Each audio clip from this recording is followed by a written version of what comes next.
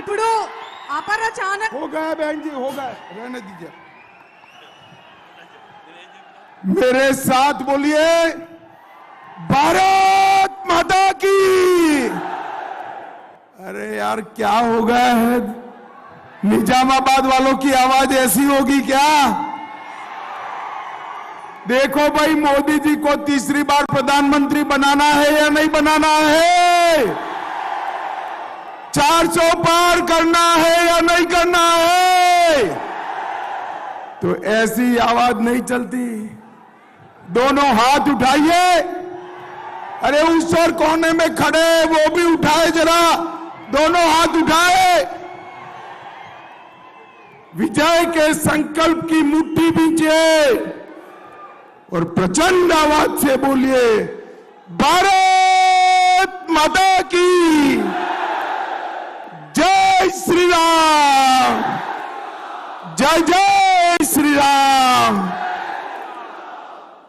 भाई और बहनों, आज मैं यहां पर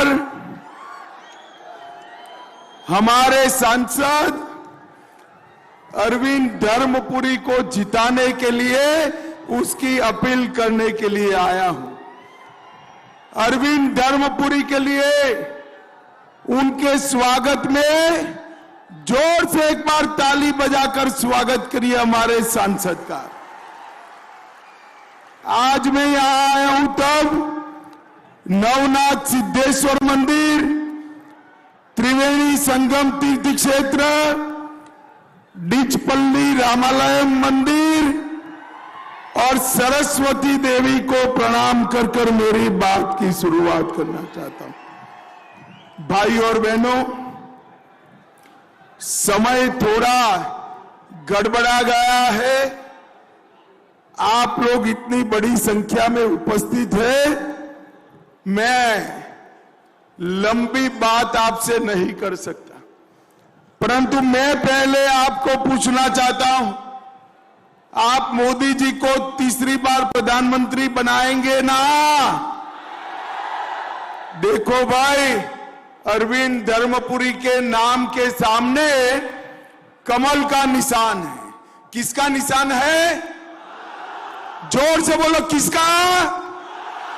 और कमल के निशान पर बटन दबाकर जो वोट अरविंद को दोगे, वो सीधे सीधा मोदी जी को प्रधानमंत्री बनाएगा।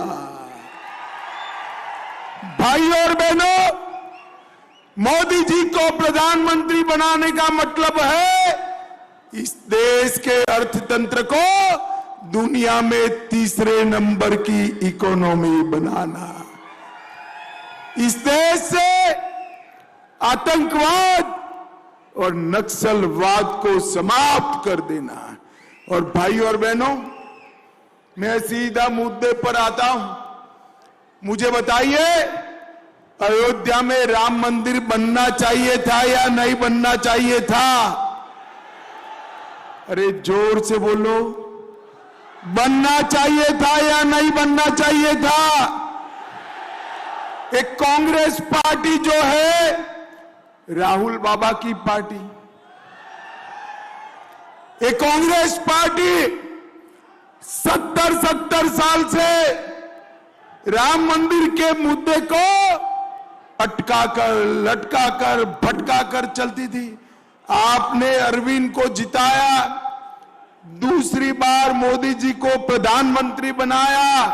मोदी जी ने 5 ही साल में केस भी जीता, भूमि पूजन भी किया और 22 जनवरी को प्राण प्रतिष्ठा कर कर जय श्री राम कर दिया।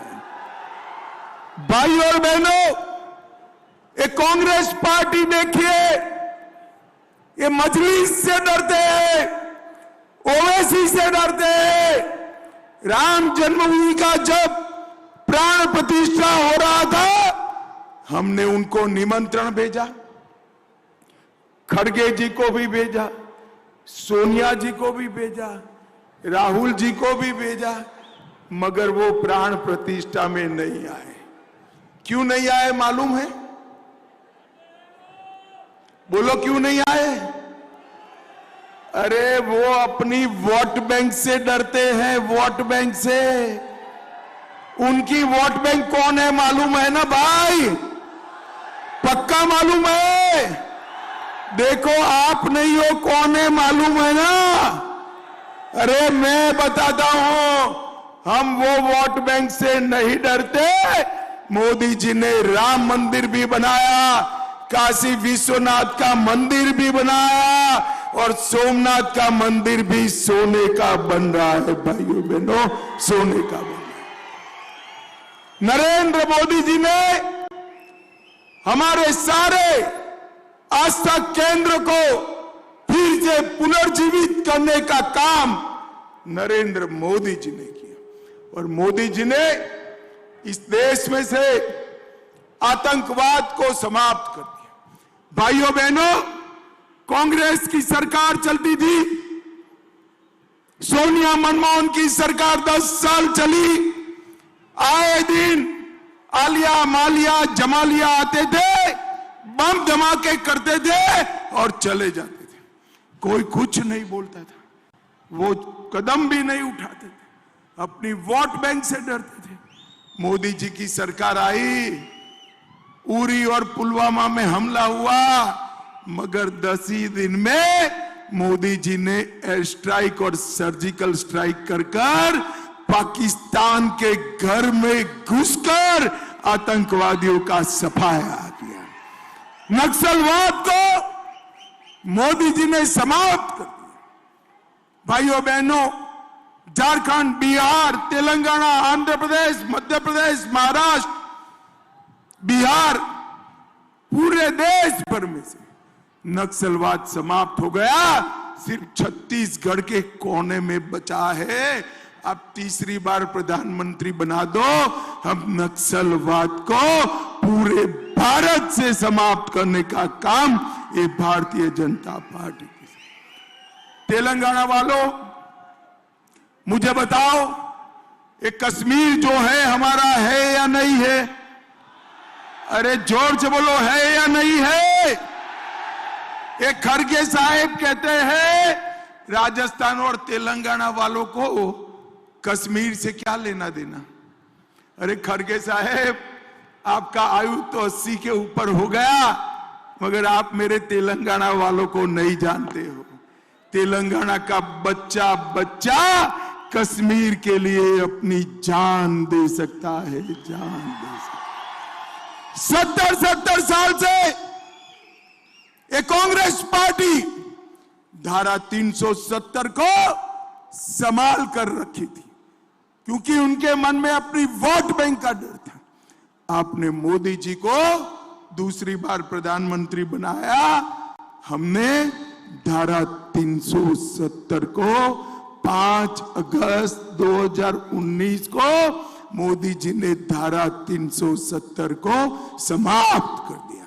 और भाइयों और बहनों, जब धारा 370 हटाई तो कांग्रेस के शहजादे राहुल बाबा कहते थे धारा 370 मत हटाओ, कश्मीर में खून की नदियां बह जाएगी। अरे राहुल बाबा, 5 साल हो गए, खून की नदियां छोड़ो, किसी की कंकर चलाने की हिम्मत नहीं हुई है। कंकर चलाने ये भारतीय जनता पार्टी की सरकार है।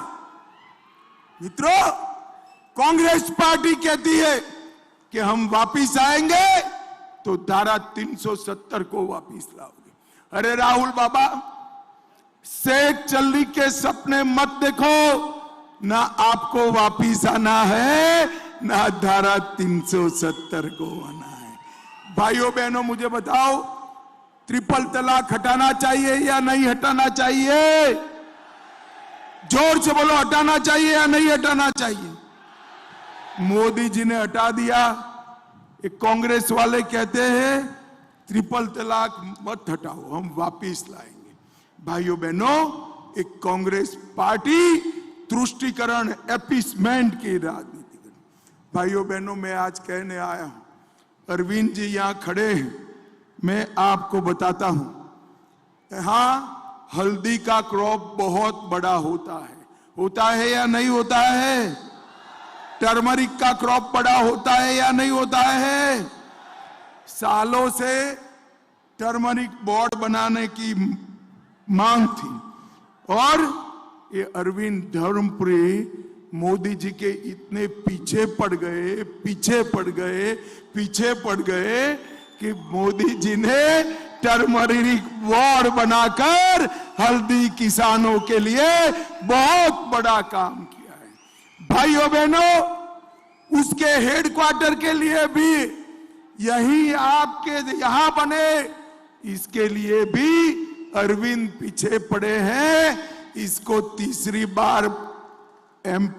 बार एमपी बना दो, हेडक्वार्टर भी आपके यहां निश्चित रूप से आ जाएगा। भाई और बहनों, यहां बीडी वर्कर्स, इनके अस्पताल की डिमांड है। मैं मोदी गारंटी कहकर जाता हूं, अरविंद भाई को जिता दो, बीडी वर्कर का अस्पताल बनाने का काम भारतीय जनता पार्टी करे। मुझे बताओ, आप सभी लोग पीएफआई पर बैन लगाना चाहिए या नहीं लगाना चाहिए? जोर से बोलो, लगाना चाहिए या नहीं लगाना चाहिए? ये लोग ना बोलते थे, मगर मोदी जी ने एक ही दिन में 100 से अधिक स्थानों पर रेड कर पीएफआई पर बैन लगाकर देश को आतंकवाद से मुक्त करने का काम किया। ये ओवैसी पीएफआई पर बैन का विरोध करते हैं। अरे ओवैसी, जितना विरोध करना है उतना करो। पीएफआई जैसी संस्थाएं इस देश में नहीं चल पाएगी, ये भारतीय जनता पार्टी का निर्णय है। भाई और बहनों, यहां पर कोरूटल और बोधन चीनी मिल हुआ करते थे और उसको बंद करने का काम टीआरएस और कांग्रेस पार्टी ने किया है। मैं चीनी गन्ना के सारे किसानों को कहना चाहता हूं, अगर सब कुछ अच्छा रहा तो कोऑपरेटिव बेसिस पर किसानों को मुनाफा मिले, ऐसी चीनी मिल हम फिर से बनाने का काम करें। भाइयों बहनों, अभी यहां जो विपक्ष का उम्मीदवार है उसको ढूंढना पड़ता है या नहीं पड़ता है? 5 साल से लापता है। अरविंद को चुनकर दो, बुलाए बगैर आपके यहां रोज आने का काम अरविंद भाई करेंगे।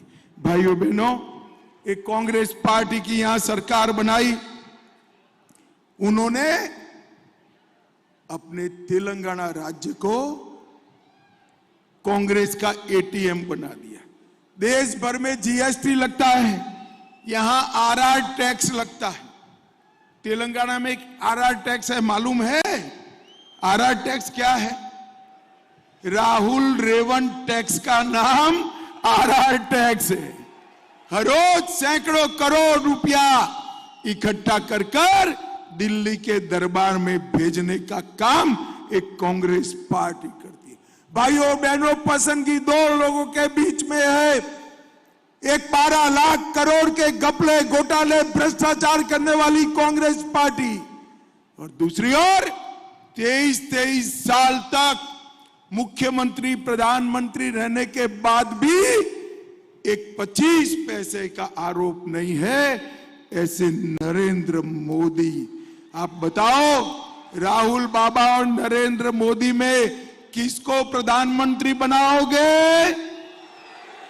जोर से बोलो, किसको बनाओगे? अरे और जोर से बोलो, किसको बनाओगे?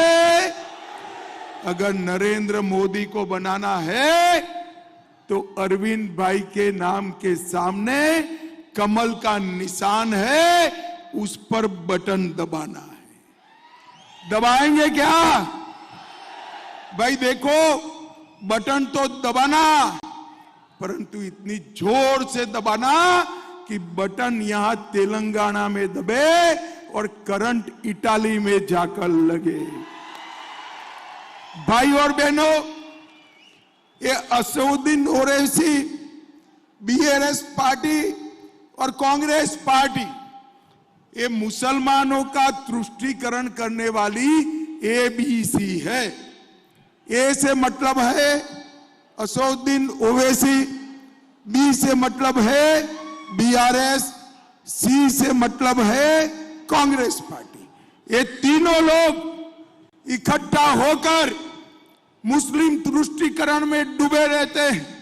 ये लोग भगवान राम की शोभा यात्रा पर प्रतिबंध लगाते हैं, रामनवमी का जुलूस निकालने नहीं देते हैं, हैदराबाद मुक्ति संग्राम की याद में हैदराबाद विमोचन दिन मनाने नहीं देते हैं, ये सीए का विरोध करते हैं, ये यूसीसी का विरोध करते हैं, और ये तीनों राम मंदिर की प्राण प्रतिष्ठा का भी विरोध करते हैं। भाइयों, मैं आपको बताना चाहता हूं, ये लोग झूठ के आधार पर पॉलिटिक्स करने वाले। कांग्रेस पार्टी ने कहा मोदी जी बहुमत में आएंगे तो रिजर्वेशन हटा देंगे। अरे भाई, अक्कल कहां घास चरने गई है? मोदी जी के पास 10 साल से पूर्ण बहुमत है। कितने साल से है भाई? जोर से बोलो, कितने साल से? मोदी जी ने पूर्ण बहुमत का उपयोग रिजर्वेशन हटाने में नहीं किया, आरक्षण हटाने में नहीं किया, बहुमत का उपयोग धारा 370 हटाने में किया, बहुमत का उपयोग ट्रिपल तलाक समाप्त करने में किया, बहुमत का उपयोग राम मंदिर बनाने में किया, बहुमत का उपयोग पीएफआई को खत्म करने में किया। भाई और बहनों, मेरे वीडियो से छेड़खानी कर फेक वीडियो बनाए और भ्रांति फैलाना चाहते। रेवंत रेड्डी, ये अच्छा नहीं लगता है। फिर कहते हो कि दिल्ली पुलिस मेरे पीछे पड़ी है। भाई, फेक वीडियो बनाओगे तो और क्या होगा? एक केसीआर मोदी जी से हिसाब मांगते, तेलंगाना का कितना टैक्स हुआ, हमें हिसाब दीजिए। अरे केसीआर, तेलंगाना हिसाब तो मैं आराम से आज जल्दी है, जरा आऊंगा तब दे दूंगा, मगर शराब घोटाले में तेलंगाना की जनता का कितना रुपया खा गए, इसका हिसाब आप तेलंगाना की जनता को दीजिए। भाई, तेलंगाना की जनता। भाई और बहनों, ये बीआरएस पार्टी ने तेलंगाना को बर्बाद करने का काम किया है। मैं आपको बताकर जाता हूं, मोदी जी के नेतृत्व में आप एक बार फिर से सरकार बना दीजिए, तेलंगाना को देश का नंबर 1 राज्य बनाने का काम भारतीय जनता पार्टी करेगी। भाई और बहनों, मैं ज्यादा बात करना नहीं चाहता। मोदी जी ने देश के 80 करोड़ गरीबों के लिए ढेर सारे काम किए, करोड़ों लोगों को मुफ्त राशन दिया, शौचालय बनाया, गैस का सिलेंडर दिया, घर दिया, इसके साथ साथ नल से जल दिया। परंतु मैं आज एक बात कहना चाहता हूं, ये सारी योजनाओं में पूरे देश में सबसे पहला नंबर किसी एमपी का आता है तो आपके एमपी अरविंद धर्मपुरी का आता है। भाई और बहनों, आने वाले दिनों में चुनाव है, अरविंद को दूसरी बार संसद बनाकर भेजिए, मोदी जी के हाथ मजबूत करिए, हम तेलंगाना का विकास करेंगे, गरीबों का कल्याण करेंगे। मुझे बताओ भाइयों बहनों, कमल के निशान पर बटन दबाओगे? जोर से बोलो, चारों ओर उस ओर भी बोलो, जोर से दबाओगे? अरविंद को जिताओगे? मोदी जी को तीसरी बार प्रधानमंत्री बनाओगे? तो मेरे साथ दोनों हाथ उठाइए, उठाइए दोनों हाथ, विजय के संकल्प की मुट्ठी पीछे और प्रचंड आवाज से बोलिए, भारत माता की वंदे वंदे, जय श्री राम, जय जय श्री राम।